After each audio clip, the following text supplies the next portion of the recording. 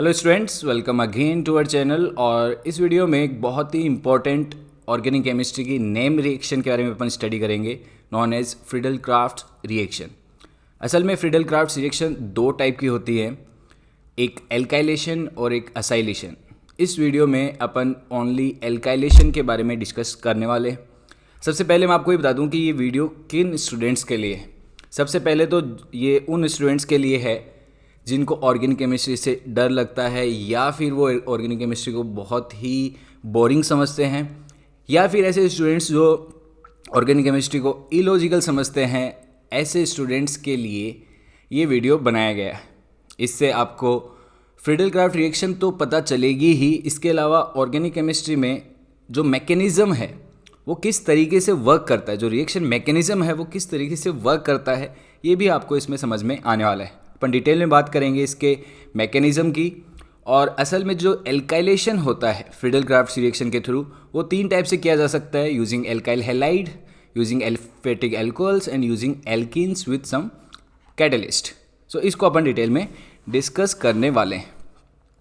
ये जो Friedel craft reaction है ये एरोमेटिक कंपाउंड्स के एल्काइलेशन या फिर असाइलेशन के लिए दी जाती है। तो जैसे मैंने बोला कि अपन सिर्फ एल्काइलेशन डिस्कस करने वाले हैं। सो एरोमेटिक कंपाउंड्स पे कोई एल्काइल ग्रुप को ऐड करने के लिए फ्रीडल क्राफ्ट रिएक्शन को अपन यूज़ करते हैं। ऑलराइट।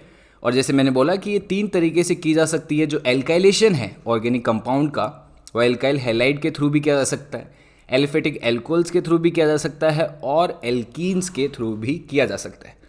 सो अगर इन जनरल बात करें तो फ्रीडल क्राफ्ट एल्काइलेशन में अपने पास एक एरोमेटिक कंपाउंड होगा, बेंजीन हो सकता है या सब्स्टिट्यूटेड बेंजीन भी हो सकता है। और ये जो एरोमेटिक कंपाउंड होगा इसको अपन क्या बोलेंगे, सबस्ट्रेट। और इस सबस्ट्रेट की रिएक्शन की जाएगी कोई एल्काइलेटिंग एजेंट से, कोई एल्काइलेटिंग एजेंट से। और ये जो एल्काइलेटिंग एजेंट होगा ये एल्काइल हैलाइड हो सकते हैं, एलिफेटिक एल्कोहल्स हो सकते हैं, और एल्कीन्स हो सकते हैं। ये जो रिएक्शन की जाएगी ये एक कैटलिस्ट की प्रेजेंस में की जाएगी, और ये जो कैटलिस्ट होगा वो एल्काइलेटिंग एजेंट को प्रिपेयर करेगा सो दैट वो बेंजीन रिंग से जुड़ सके। सो ये अपना एक जनरल रिएक्शन स्ट्रक्चर होगा। और फाइनली जो अपने को प्रोडक्ट मिलने वाला है ये एक एल्काइलेटेड एरोमेटिक कंपाउंड होने वाला है। ऑलराइट। अब इसके अपन मैकेनिज़्म में जाएंगे, उससे पहले मैं आपको बता दूं कि ये जो एल्काइलेटिंग एजेंट हैं ये क्या क्या हो सकते हैं। जैसे मैंने बोला कि एल्काइल हैलाइड हो सकता है। जब एल्काइल हैलाइड एल्काइलेटिंग एजेंट होगा तो उसके लिए जो कैटलिस्ट होगा वो लुईस एसिड होगा। ये AlCl3 लुईस एसिड हो सकता है, या फिर जितने भी दूसरे लुईस एसिड हैं, BF3 भी एक लुईस एसिड है। इसके अलावा SbCl5 ये भी यहाँ पे एज ए कैटलिस्ट काम में आ सकता है। FeCl3, SnCl4 and ZnCl2। सो ऐसे टाइप के लुईस एसिड इस रिएक्शन में काम में आएंगे अगर अपन एल्काइलेटिंग एजेंट एल्काइल हैलाइड लेते हैं तब। ये समझना जरूरी है कि लुईस एसिड यहाँ पे क्यों काम में लिया है। इसके लिए अपन इस रिएक्शन का 3 स्टेप मैकेनिज्म देखेंगे। असल में जो रिएक्शन होगी ये इलेक्ट्रोफिलिक एरोमेटिक सब्स्टिट्यूशन मैकेनिज्म के थ्रू वर्क करेगी। सो यहाँ पे एरोमेटिक कंपाउंड पे सब्स्टिट्यूशन किया जाएगा, किसका, इलेक्ट्रोफाइल का। और सब्स्टिट्यूशन का मतलब क्या है कि जब एक इलेक्ट्रोफाइल बाहर से आके एरोमेटिक कंपाउंड या बेंजीन पे अटैच होगा तो एक इलेक्ट्रोफाइल उसकी जगह से रिलीज हो जाएगा। और ये समझना ज़रूरी है कि सब्स्टिट्यूशन यानी जैसे मैंने बताया कि एक इलेक्ट्रोफाइल ऐड होगा, एक इलेक्ट्रोफाइल रिमूव होगा। ये सब्स्टिट्यूशन यहाँ पे ज़रूरी क्यों है, सिंपल अपन एडिशन क्यों नहीं कर रहे हैं। सो इसका रीज़न ये है, लेट्स सपोज ये अपने पास बेंजीन रिंग है और ये बेंजीन रिंग के पाई बॉन्ड हैं। अगर यहाँ पे किसी ग्रुप को अपन अटैच करते हैं, लेट्स सपोज यहाँ पे अपन एक ग्रुप को अटैच करते हैं, सो उससे क्या होगा कि ये वाला जो पाई बॉन्ड होगा ये चला जाएगा, और उसकी वजह से जो बेंजीन की एरोमेटिसिटी है वो डिस्टर्ब हो जाएगी और बेंजीन अनस्टेबल हो जाएगा और ऐसी रिएक्शन को अपन नहीं करवा पाएंगे। इसलिए एडिशन की बजाय यहाँ पे क्या किया जाएगा, सब्स्टिट्यूशन। क्या करेंगे कि बेंजीन का जो एक हाइड्रोजन होगा उसको अपन हटा के अपना जो एल्काइल ग्रुप है वो इसकी जगह ऐड करेंगे। तो उससे क्या होगा, बेंजीन की जो एरोमेटिसिटी है वो डिस्टर्ब नहीं होगी। और इसीलिए यहाँ पे जो मैकेनिज्म काम में आया है वो है इलेक्ट्रोफिलिक एरोमेटिक सब्स्टिट्यूशन। सब्स्टिट्यूशन हो रहा है एरोमेटिक कंपाउंड्स में, किसका, इलेक्ट्रोफाइल का। मतलब यहाँ पे एक इलेक्ट्रोफाइल बनने वाला है और वो एक कार्बोकैटायन होगा। अपन देखते हैं कैसे। उसके लिए अपने को एक डिटेल मैकेनिज्म इसका स्टडी करना होगा। सो गाइस, मैकेनिज्म पे चलते हैं। ये असल में एक 3 स्टेप मैकेनिज्म है। ओके, स्टेप 1, सबसे पहले अपन स्टेप में चलते हैं। और ये जो मैं मैकेनिज्म एक्सप्लेन करने वाला हूँ वो benzene plus alkyl halide plus Lewis acid के थ्रू एक्सप्लेन करने वाला हूँ। ऑलराइट। सो जैसे अपन ने जो रिएक्शन है उसमें एक बेंजीन को रिएक्ट करवाया RCl से इन प्रेजेंस ऑफ AlCl3। इसमें अपने को डिसाइड करना है कि क्या प्रोडक्ट होगा और ये अपन मैकेनिज्म के थ्रू समझेंगे। अपन स्टेप 1 की बात करते हैं, मैकेनिज्म के स्टेप 1 की। स्टेप 1 असल में इलेक्ट्रोफाइल जनरेशन स्टेप है। पहली स्टेप में एक इलेक्ट्रोफाइल जनरेट होगा, अपन देखते हैं कैसे। उसके लिए जो RCl है वो अपने लुईस एसिड AlCl3 से रिएक्ट करेगा। अब ये जानना जरूरी है, यही इंपॉर्टेंट पॉइंट है मैकेनिज्म में कि कोई भी चीज़ क्यों रिएक्ट कर रही है ये अपने को पता लगना चाहिए। तभी अपन समझ पाएंगे कि जो भी अपन मैकेनिज्म डिस्कस करते हैं वो असल में बहुत ही लॉजिकल होता है। सो ये AlCl3 लुईस एसिड क्यों है? अगर बाय डेफिनेशन लुईस एसिड की बात करें तो लुईस एसिड इलेक्ट्रॉन पेयर को रिसीव करते हैं, और अगर वो इलेक्ट्रॉन पेयर को रिसीव कर रहे हैं तो इनके पास में कोई एक ऑर्बिटल खाली होना चाहिए।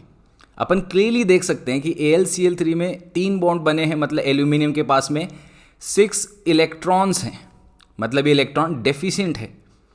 और अगर ये इलेक्ट्रॉन डेफिशिएंट है तो ये इलेक्ट्रॉन पेयर को रिसीव कर सकता है, इसलिए AlCl3 will act as Lewis acid. यहाँ पे अपन जितने भी दूसरे लुईस एसिड हैं FeCl3, SnCl4, ZnCl2, ये सब भी काम में ले सकते हैं। अब क्या होगा कि जो RCl है, अगर RCl की बात करें तो ये R एक एल्काइल ग्रुप है, मतलब जो क्लोरीन है वो यहाँ पे किसी कार्बन से कनेक्टेड है। अपन क्लियरली देख पा रहे हैं कि कार्बन और क्लोरीन में इलेक्ट्रोनेगेटिविटी का डिफरेंस होगा। तो कार्बन के पास यानी एल्काइल ग्रुप के कार्बन के पास एक पार्शियल पॉजिटिव चार्ज आएगा और क्लोरीन के पास एक पार्शियल नेगेटिव चार्ज आएगा, मतलब इस बॉन्ड का पोलराइजेशन हो गया है। अब अपन देख सकते हैं कि जो अपना क्लोरीन है, एक तो इसके पास में बहुत सारे लॉन पेयर भी हैं, दूसरा इसके पास में एक पार्शियल नेगेटिव चार्ज भी है, और इसलिए ये क्लोरीन अपना जो लॉन पेयर है वो AlCl3 के एम्प्टी ऑर्बिटल में डोनेट कर देगा। अब ये जानना जरूरी है कि डोनेट क्यों करना चाहता है, क्योंकि जो इलेक्ट्रॉन का नेचुरल फ्लो है वो किस डायरेक्शन में होता है। जहाँ पे इलेक्ट्रॉन एक्सिस में होते हैं वहाँ से इलेक्ट्रॉन फ्लो करेगा, जहाँ पे इलेक्ट्रॉन कम होंगे उस डायरेक्शन में। और ये नेचुरल लॉ क्यों है, क्योंकि अपन समझ सकते हैं कि जैसे जो वाटर होता है वो फ्लो करता है हाई प्रेशर से लो प्रेशर की ओर, या फिर एयर फ्लो करती है हाई प्रेशर से लो प्रेशर की ओर, या फिर जो करंट है वो फ्लो करता है हाई पोटेंशियल से लो पोटेंशियल तक। वैसे ही जो अपने इलेक्ट्रॉन्स हैं वो भी फ्लो करते हैं जहाँ पे इनका एक्सिस होता है से जहाँ पे इनकी कमी होती है उस डायरेक्शन में। ये इनका नेचुरल फ्लो है। और इसीलिए क्लोरीन ने अपना लॉन पेयर किसको डोनेट किया, एल्यूमिनियम को। लेकिन जब क्लोरीन ने अपना लॉन पेयर डोनेट करने की कोशिश की तो क्लोरीन पे पॉजिटिव चार्ज आने की कोशिश हुई और वो उसको अच्छा नहीं लगेगा, इसलिए क्लोरीन ने एल्काइल के साथ में बॉन्ड ब्रेक कर लिया। और इससे क्या होगा, इससे इस बॉन्ड का हेट्रोलेटिक बॉन्ड फिशन होगा और ये जो दोनों इलेक्ट्रॉन से एक क्लोरीन लेके जाएगा। असल में इन 2 इलेक्ट्रॉन में से एक इलेक्ट्रॉन इस एल्काइल ग्रुप का था अब वो क्लोरीन के पास में है, इसलिए क्लोरीन यहाँ से जब रिलीज़ होगा तो वो Cl- की फॉर्म में रिलीज़ होगा और वो किससे जुड़ जाएगा, किससे बॉन्ड बना लेगा, AlCl3 से कोऑर्डिनेट बॉन्ड बना लेगा और फाइनली जो कंपाउंड बनेगा वो AlCl4- बनेगा।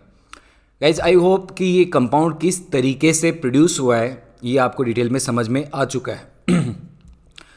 AlCl4- बना प्लस यहाँ पे R पॉजिटिव यानी कि इलेक्ट्रोफाइल भी बन गया। इलेक्ट्रोफाइल आपको पता होना चाहिए क्या होते हैं, जो इलेक्ट्रॉन डेफिशिएंट होते हैं, तो जो कैटायंस होंगे वो इलेक्ट्रोफाइल होंगे। अब ये अगर एल्काइल ग्रुप है तो ये जो कैटायन होगा, क्या अपन इसको कार्बोकैटायन बोल सकते हैं? यस, इसको अपन कार्बोकैटायन बोल सकते हैं। और कार्बोकैटायन की एक बहुत इंपॉर्टेंट प्रॉपर्टी होती है, वो रीअरेंज हो सकते हैं। इसलिए ये जब भी कार्बोकैटायन बनेगा तो आपको ध्यान में रखना होगा कि ये कार्बोकैटायन रीअरेंजमेंट कर सकता है, ये स्टेबल होने के लिए रीअरेंजमेंट कर सकता है। सो याद रखना, फ्रीडल क्राफ्ट जो एल्काइलेशन है उसमें इंटरमीडिएट जो बनता है वो एक कार्बोकैटायन होता है और कार्बोकैटायन हमेशा रीअरेंज करने की कोशिश करते हैं स्टेबिलिटी को गेन करने के लिए।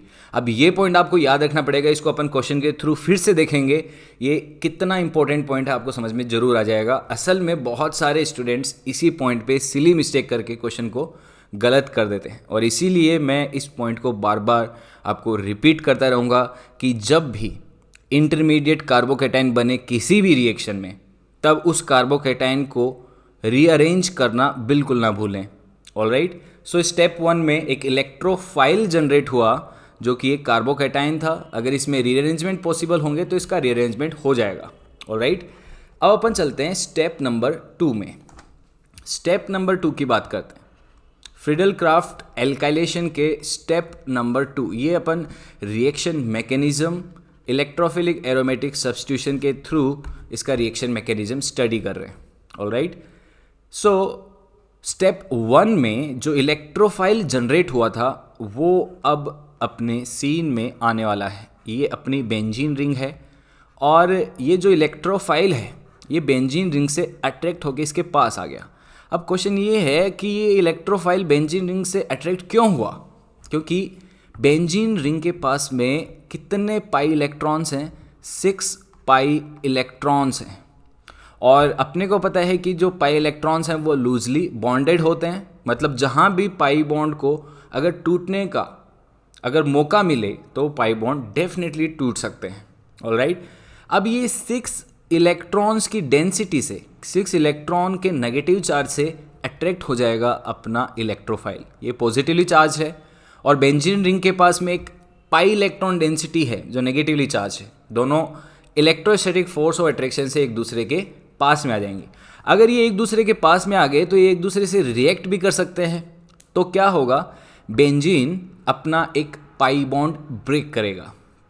तो बेंजीन ने अपना एक पाई बॉन्ड ब्रेक किया। अब जब ये पाई बॉन्ड का हेट्रोलाइटिक फिशन करेगा तो एक साइड कैटायन बनेगा और एक साइड एनाइन बनने वाला है। तो मैं एक बार इसको लिख देता हूँ कि ये वाला जो बेंजीन है ये अब कुछ ऐसा कन्वर्ट हो चुका है। ये पाई बॉन्ड इनका कोई डिस्टर्ब नहीं हुआ और यहाँ पे एक लॉन पेयर इकट्ठा हो गया, यहाँ पे 2 इलेक्ट्रॉन इकट्ठा हो गए और नेगेटिव चार्ज आ गया और जहाँ से बॉन्ड हेट्रोलाइटिकली टूट के दूर गया वहाँ पे एक पॉजिटिव चार्ज आ गया। आई होप आपको ये समझ में आया होगा कि negative positive charge heterolytic bond fission से कैसे क्रिएट हुए हैं। अब ये जो नेगेटिव चार्ज यहाँ पे क्रिएट हुआ है ये किस पे अटैक करेगा? नेचुरली ये इलेक्ट्रॉन डेफिशिएंट यानी इलेक्ट्रोफाइल यानी कि अपना जो कार्बोकैटायन बना है इस पे ये अटैक करने वाला है। ऑलराइट, सो इस पे ये अटैक करके कोऑर्डिनेट बॉन्ड बना लेगा और फाइनली ये जो बेंजीन प्रोडक्ट बनाएगा ये कुछ ऐसा दिखने वाला है। आई होप आपको समझ में आ रहा होगा कि ये प्रोडक्ट क्या बनने वाला है। यहाँ पे एक एल्काइल ग्रुप जुड़ चुका है। ठीक है, एक चीज़ और अपने को ध्यान में रखनी है कि क्या इस एल्काइल ग्रुप जहाँ पे जुड़ा है क्या यहाँ पे एक हाइड्रोजन भी है? यस, बेंजीन के हर एक कार्बन के पास एक हाइड्रोजन होता है और अपन ने हाइड्रोजन तो अभी हटाया भी नहीं, इसलिए यहाँ पे एक हाइड्रोजन भी है। अब यहाँ पे एक बहुत इंपॉर्टेंट क्वेश्चन जो स्टूडेंट्स मिस कर जाते हैं उस क्वेश्चन की अपन बात करते हैं। क्वेश्चन ये है कि जो बेंजीन था इसने अपना पाई बॉन्ड ब्रेक करके ये वाला जब स्पीसी बनाया तो ये वाला स्पीसी एरोमेटिक नहीं है, ये एरोमेटिक नहीं है। एल्काइल ग्रुप के बेंजीन रिंग से ऐड होने की वजह से बेंजीन की एरोमेटिसिटी चली गई, जो कि बहुत ही गलत बात है क्योंकि इससे जो बेंजीन है वो अनस्टेबल हो गया है। और आपको पता होना चाहिए कि अपन कोई भी रिएक्शन मैकेनिज्म में ऐसी स्टेप प्रोड्यूस नहीं कर सकते जो कंपाउंड को अनस्टेबल करे, लेकिन फिर भी ये स्टेप होगी क्योंकि बेंजीन अभी भी इतना ज़्यादा अनस्टेबल नहीं हुआ है। वो देखते हैं अपन कैसे। अपन ये देख पा रहे हैं कि ये जो कार्बोकैटायन है क्या ये रेजोनेंस स्टेबलाइज्ड है? यस, ये इस तरीके से रेजोनेंस के थ्रू कार्बोकैटायन इलेक्ट्रॉन को रिसीव कर सकता है। मतलब ये बनने वाला जो स्पीसी है वो इतना ज़्यादा अनस्टेबल नहीं है, अभी भी इसमें रेजोनेंस है। तो इसके अपन रेजोनेटिंग स्ट्रक्चर्स बना लेते हैं। रेजोनेटिंग स्ट्रक्चर्स बनाते हैं। सबसे पहले जो स्ट्रक्चर बनेगा, अपन एक पाई बॉन्ड मूव किया तो ये जो स्ट्रक्चर बनने वाला है, यहाँ पे एल्काइल ग्रुप जुड़ा हुआ है, यहाँ पे हाइड्रोजन जुड़ा हुआ है और ये पाई बॉन्ड अब इधर आ गया, ये पॉजिटिव चार्ज यहाँ आ गया और ये पाई बॉन्ड पहले से। ऑलराइट, सो मैंने ये वाली जो स्टेप है पाई बॉन्ड के इधर मूव करने की, ये स्टेप से एक इसका रेजोनेटिंग स्ट्रक्चर बनाया। अब इसका एक और रेजोनेटिंग स्ट्रक्चर में ये पाई बॉन्ड इधर मूव कर सकता है। सो यहाँ पे जो बनने वाला स्पीसी होगा, इसका एक और रेजोनेटिंग स्ट्रक्चर, वो अपने को कुछ ऐसे दिखने वाला है। एक बार चेक करें कि जैसा आप सोच रहे हैं क्या मैं वैसे ही इनके रेजोनेटिंग स्ट्रक्चर ड्रॉ कर रहा हूँ या फिर नहीं। तो ये अपना एक और इसका रेजोनेटिंग स्ट्रक्चर बन गया। अब अगर इनका रेजोनेंस हाइब्रिड बनाना है तो बहुत आसान है, आप सबको पता होगा रेजोनेंस हाइब्रिड क्या होता है और कैसे बनाते हैं। तो सबसे पहले ये अपना एल्काइल ग्रुप है, यहाँ पे एक और हाइड्रोजन था और पाई बॉन्ड इस कार्बन से लेके इस कार्बन तक मूव कर रहे हैं। पाई बॉन्ड अगर अपन चेक करें तो, और पॉजिटिव चार्ज भी ऐसे ही रोटेट कर रहा है, तो ये अपन ने इसका रेजोनेंस हाइब्रिड बना दिया। इसका एक नेम होता, इसको अपन बोलते हैं सिग्मा कॉम्प्लेक्स। सो ये सिग्मा कॉम्प्लेक्स भी स्टेबल है, इसमें भी रेजोनेंस है। तो सेकेंड स्टेप में अपन ने सिग्मा कॉम्प्लेक्स बना दिया।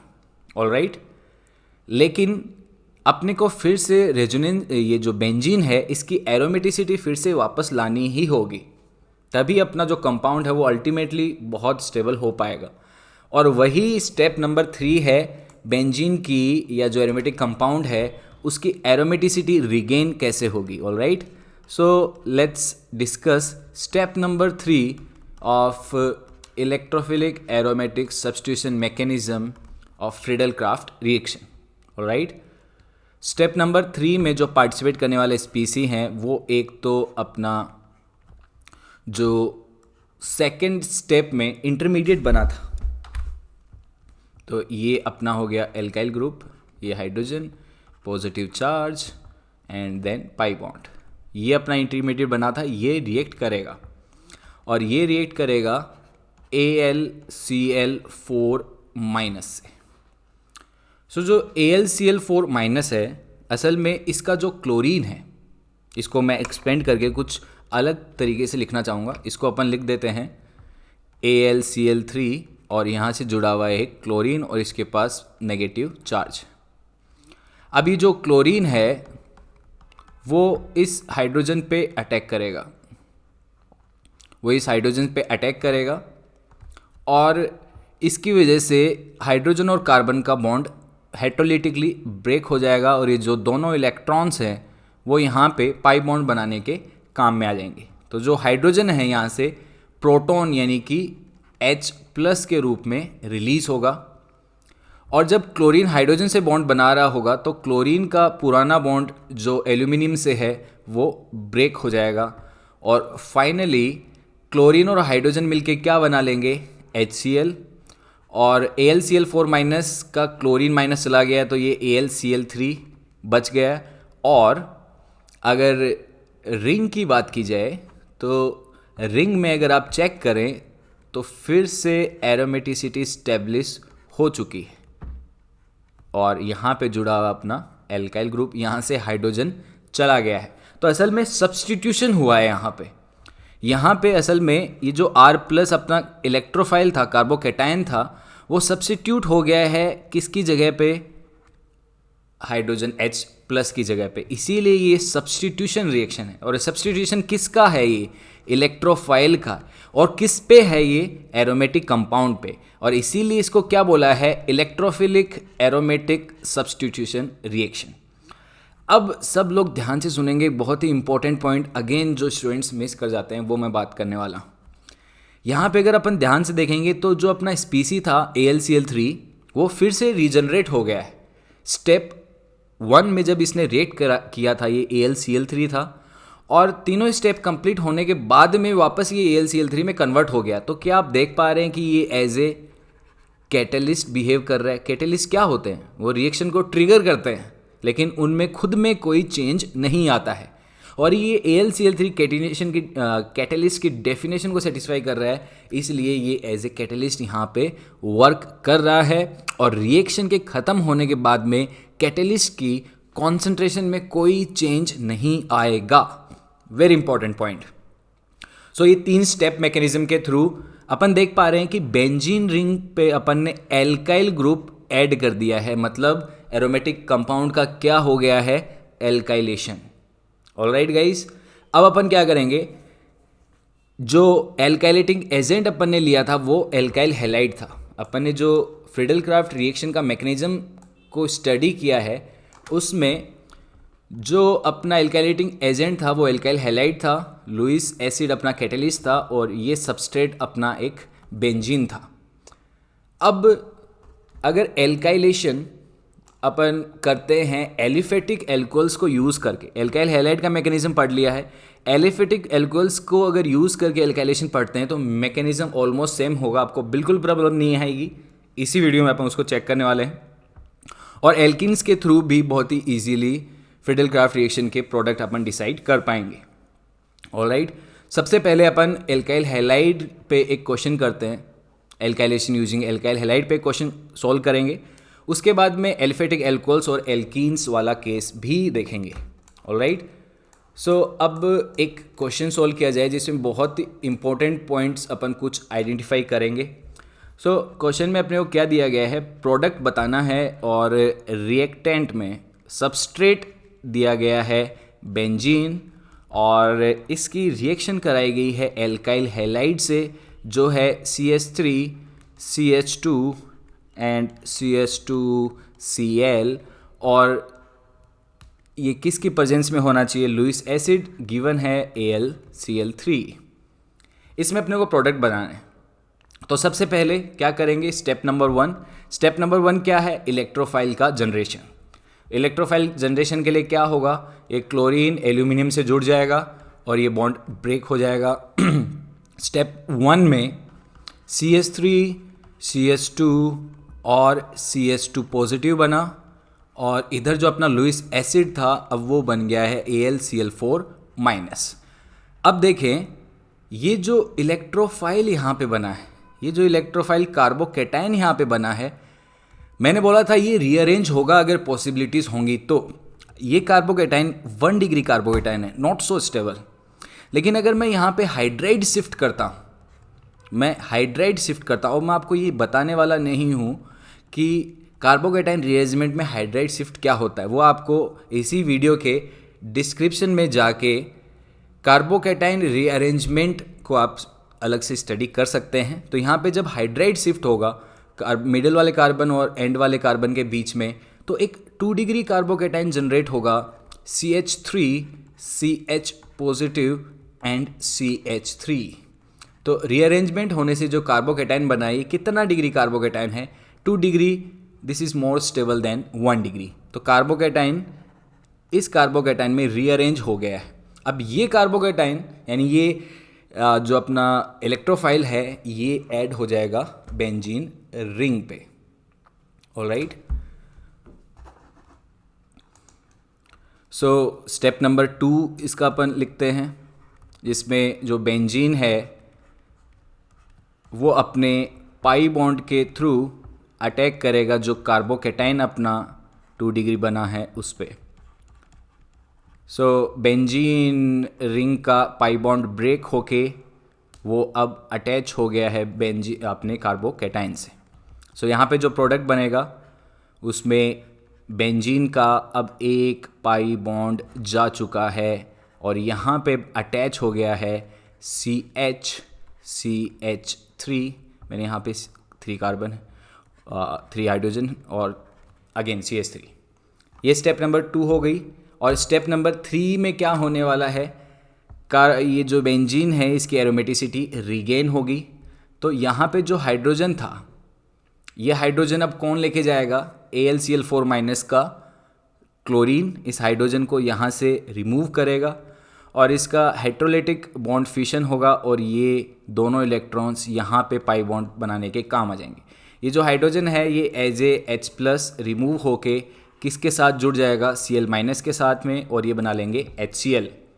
अपना AlCl4 माइनस अब AlCl3 में, यानी कैटलिस्ट वापस से रीजनरेट हो चुका है। और इस स्टेप में बेंजीन की एरोमेटिसिटी वापस रिगेन हो गई है और उससे अपना जो एल्काइल ग्रुप है वो अब जुड़ चुका है। तो इस तरीके से अपन ने इसका फाइनल प्रोडक्ट बना दिया। ये अपना आंसर हो गया। सो आई थिंक आपको फ्रीडल क्राफ्ट रिएक्शन का जो एल्काइलेशन वाला मैकेनिज़्म है वो अच्छे से समझ में आ गया है। एल्काइल हैलाइड के थ्रू अपन ने इस मैकेनिज़्म को समझा है। अब एरोमेटिक कंपाउंड का अपन एल्काइलेशन करेंगे, लेकिन यूजिंग एलिफेटिक एल्कोहल्स, जो अपना सेकंड तरीका है एल्काइलेशन करने का। ऑलराइट, सो इसको अपन क्वेश्चन के थ्रू समझेंगे, बहुत आसानी से समझ आ जाएगा। अब कुछ इतना स्पेशल इसमें नहीं बचा है अगर आपको रिएक्शन का मैकेनिज्म समझ में आया है तो।